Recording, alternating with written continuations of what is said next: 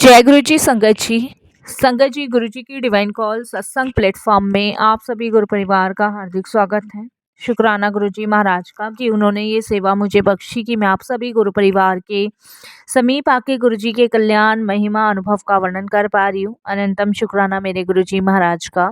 संगत जी, आज का जो सत्संग मैं आपके साथ शेयर कर रही हूँ वीना आंटी का है। ये सत्संग हमें दिल्ली पश्चिम बिहार से प्राप्त हुआ है मेल के माध्यम से। बहुत प्यारा सत्संग है, ब्लेसिंगफुल सत्संग है। तो मेरी विनती है सभी गुरु परिवार से कि आप सत्संग को अंत तक सुनिएगा, ध्यान से सुनिएगा, पूरा सुनिएगा। सत्संग का मतलब होता है सत्य का संग, और सत्संग की प्राप्ति हमें जब ही होती है जब गुरु कृपा होती है। तो हम सभी बड़े भाग्यशाली हैं कि हमें सत्संग सुनने का सौभाग्य प्राप्त हो रहा है। तो संगत जी, मैं हर सत्संग में रिक्वेस्ट करती हूँ आप सभी से कि सत्संग को बिल्कुल भी स्किप किए बिना अंत तक ध्यान से सुनिया कीजिए, ताकि गुरु जी की ब्लेसिंग्स आप तक पहुंच पाए। जाने अनजाने में हम सत्संग को अनदेखा कर देते हैं, जिसकी वजह से हम गुरु जी महाराज की ब्लेसिंग से वंचित हो जाते हैं। तो बिल्कुल भी बिना स्किप किए आप सत्संग को ध्यान से, श्रद्धा से, भाव से अंत तक सुनिएगा। और अगर आप भी अपने सत्संग अनुभव शेयर करना चाहते हैं तो हिंदी में साफ राइटिंग में आप अपना सत्संग लिखकर हमारी जीमेल आईडी पर सेंड कर सकते हैं, ताकि आपके द्वारा सुनाए गए सत्संग से जो भी गुरु जी महाराज की नई जुड़ने वाली संगत है उन्हें गुरु जी के कल्याण महिमा अनुभव के बारे में ज़्यादा से ज़्यादा पता चले। सत्संग आपको पसंद आए तो आप इसको लाइक कीजिए, सब्सक्राइब कीजिए, ज़्यादा से ज़्यादा संगत में शेयर कीजिए और बेल आइकन दबाना बिल्कुल नहीं भूलिएगा। जब भी कोई लेटेस्ट सत्संग आएगा उसका नोटिफिकेशन आपके पास आएगा। तो चलिए संगत जी, चलते हैं वीना आंटी के सत्संग की ओर। सत्संग शुरू करने से पहले करते हैं गुरु जी का मंत्र जाप। ओम नमः शिवाय, शिव जी सदा सहाय। ओम नमः शिवाय, गुरु जी सदा सहाय। जय गुरु जी संगत जी, मेरा नाम वीना है और ये मेरा शुक्राना सत्संग है। सत्संग शुरू करने से पहले मैं गुरु जी का मंत्र जाप करूंगी। ओम नमः शिवाय, शिव जी सदा सहाय। ओम नमः शिवाय, गुरु जी सदा सहाय। संगत जी, वो कहते हैं ना कि हम अपनी इच्छा अनुसार कुछ करने से पहले भगवान को प्रणाम करते हैं, नमस्कार करते हैं, उसका शुक्राना करते हैं। ऐसे ही संगत जी, मैं जब गुरु जी से जुड़ी थी, मैंने अपने जीवन में जिस भी काम की शुरुआत की वो गुरु जी से ही करी। गुरु जी से जुड़ने से पहले संगत जी पूरी तरीके से हम लोग ये समझ लीजिए बर्बाद थे। हस्बैंड का काम था वो बंद हो चुका था। उसके साथ संगत जी मेरा एक्सीडेंट हो चुका था। मेरा जो बड़ा बेटा था वो डिप्रेशन में था।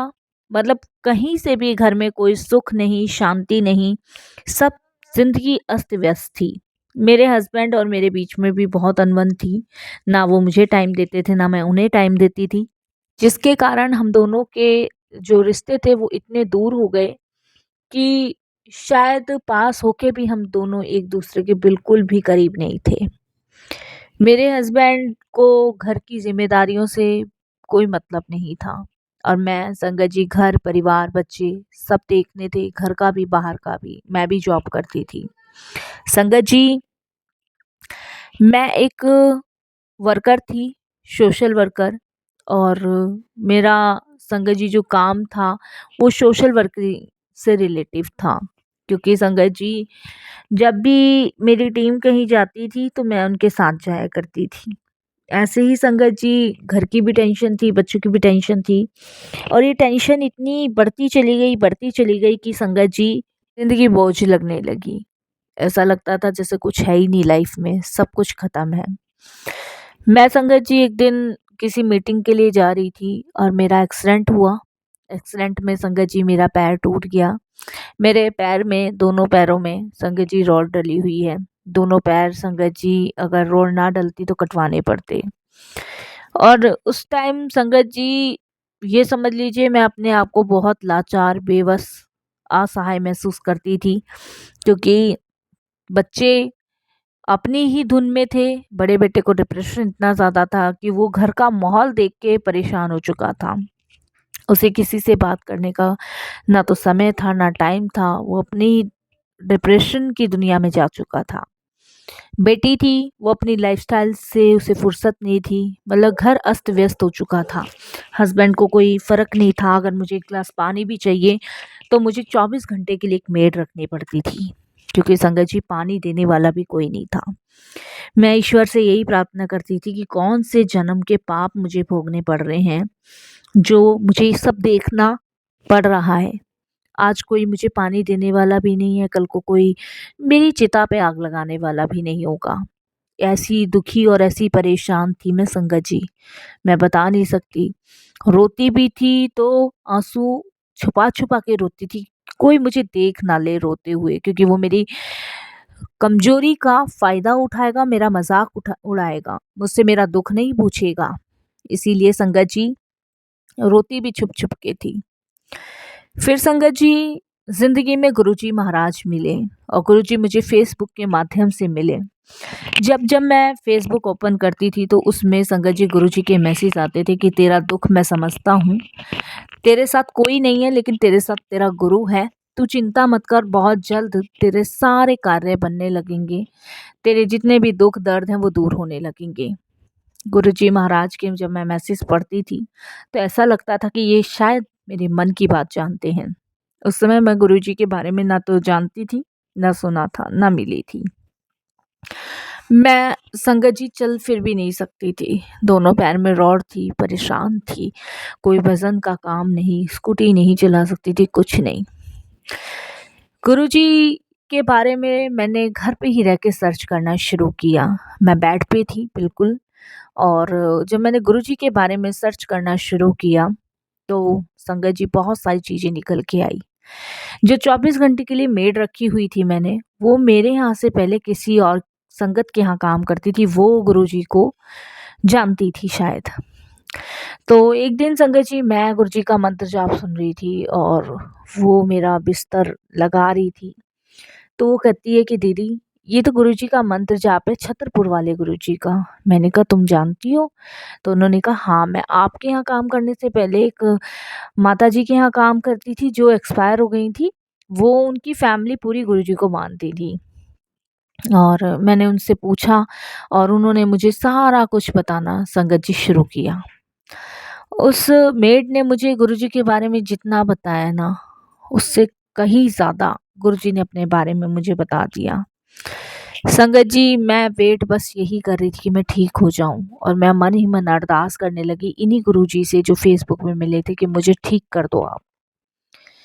गुरुजी की रहमत हुई और मैं बिस्तर से खड़ी हुई, मैं चलने फिरने लग गई, और मैं बड़े मंदिर भी होकर आई संगत जी। मैंने वहाँ शुक्राना किया गुरुजी से, और गुरुजी को देखने के बाद एक ऐसा अट्रैक्शंस गुरुजी की तरफ हुआ, मानो कि कोई चिम्मक किसी लोहे को खींच रही है, और वो अपनी पकड़ इतनी मजबूर उसने बना रखी है कि वो चिम्मक से लोहा चिपका है, वो कभी छूट ही नहीं पा रहा। तो ऐसी पकड़, ऐसी मजबूती गुरुजी ने अपने से मेरे साथ जोड़ी, और इस तरीके से मेरी जर्नी गुरुजी से शुरू हुई।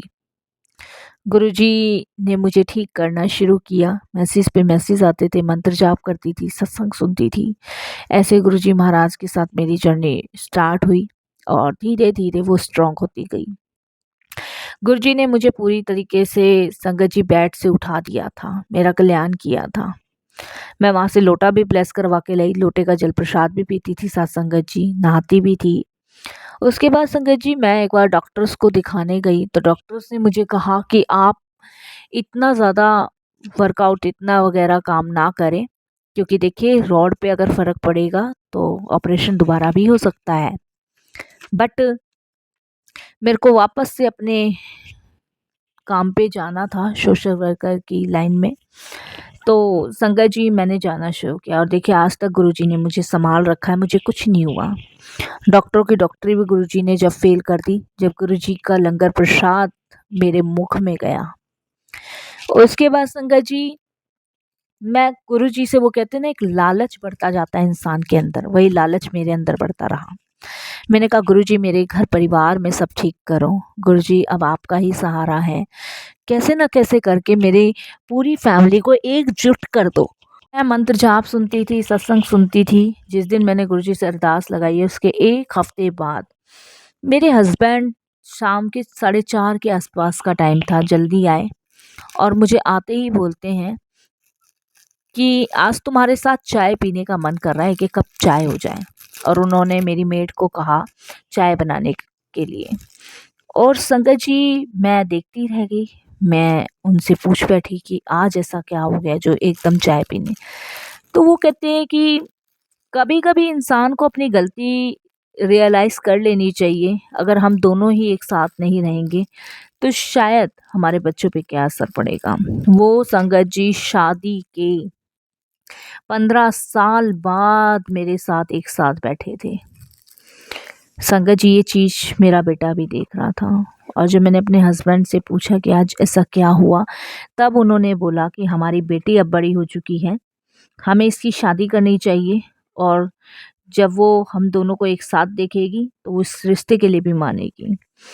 क्योंकि मेरे हस्बैंड को एहसास हो चुका था कि हमारी बेटी अपने रास्ते से भटक चुकी है और उसको सही रास्ते पे लाना हम पति पत्नी का ही काम है।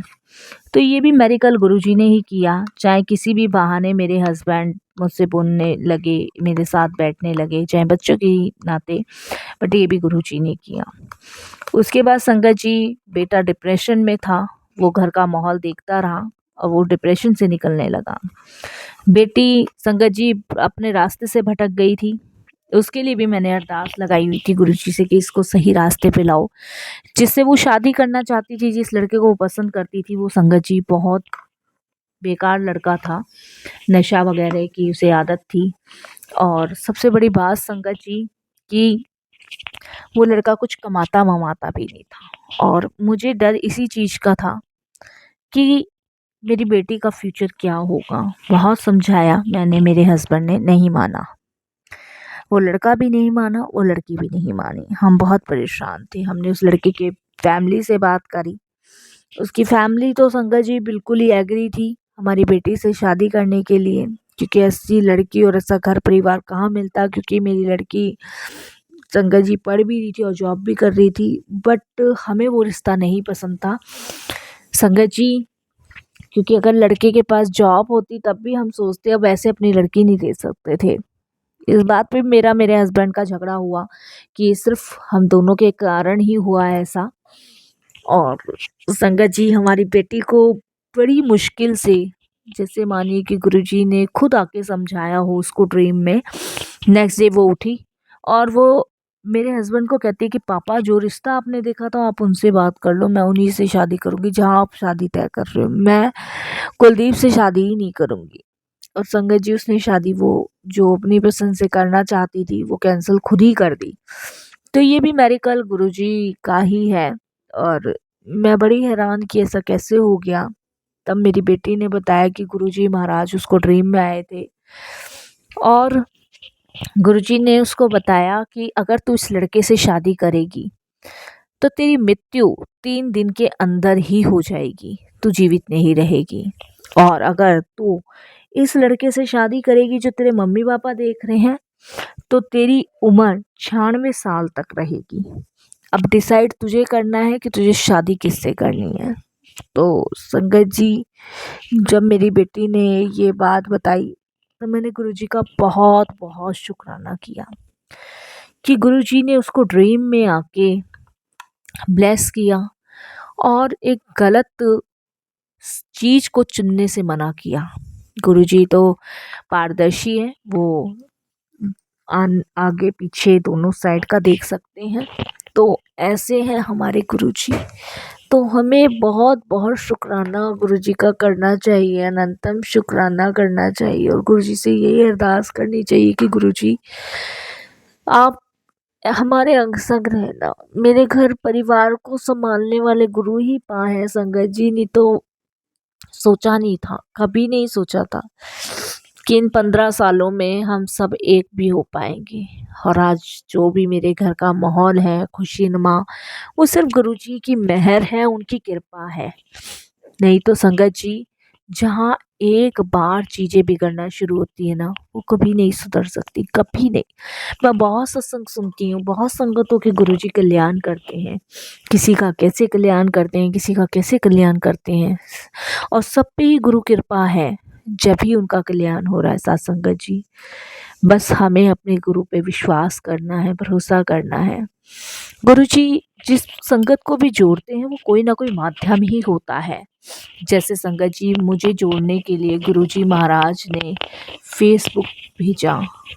शायद संगत जी अगर शायद मैं फेसबुक ना देखती तो मुझे गुरु जी के बारे में कुछ भी नहीं पता चलता। तो ऐसे हैं हमारे गुरु जी महाराज। हम सिर्फ शुक्राना करके अपना पल्ला झाड़ लेते हैं और गुरुजी हमें न जाने क्या क्या चीज़ें ब्लेस कर जाते हैं। वो हमारा अपने बच्चों की तरह ध्यान रखते हैं, वो माता पिता दोनों हैं हमारे। संगत जी बहुत सारे ऐसे सत्संग हैं जो बिना बताए गुरुजी हमारे जीवन में करते रहते हैं, और बहुत सारे ऐसे सत्संग हैं जो कि हमें पता होते हैं फिर भी हम उन्हें अनदेखा कर देते हैं। गुरुजी की कृपा चौबीसों घंटे बरसती रहती है हम पे, और हम उनकी छत्र छाया में इतने सुरक्षित हैं, इतने महफूज हैं साथ संगत जी की हमें अब किसी चीज़ का डर नहीं लगता। मेरे दोनों पैर में रोड है, लेकिन लगता ही नहीं है, कोई कह ही नहीं सकता कि मेरे पैर में रोड है। कोई नहीं कह सकता। मैं सोशल वर्कर हूँ, मैं काम करती हूँ, मैं मीटिंग्स भी अटेंड करती हूँ, मैं घर के भी काम करती हूँ, और संगत जी मैं सारे काम करती हूँ। किसकी कृपा? गुरु जी की कृपा। किसकी मेहर? गुरु जी की मेहर। तो ऐसे हैं हमारे गुरुपा, ऐसे हैं हमारे परमपिता परमेश्वर। संगत जी बचपन से एक इच्छा थी, तमन्ना थी कि मैं भी गुरु बनाऊं, लेकिन अब जब गुरु बन गए हैं तो वो इच्छा कब पूरी हो गई पता ही नहीं चला। दादी माँ के मुख से गुरु की कहानी सुनी थी कि गुरु के पास वो कलम होती है जो आपके भाग्य के लेख बदल सकती है। एक गुरु ही आपके जीवन में एक ऐसे परम पिता होते हैं जो आपका भाग्य बदल सकते हैं।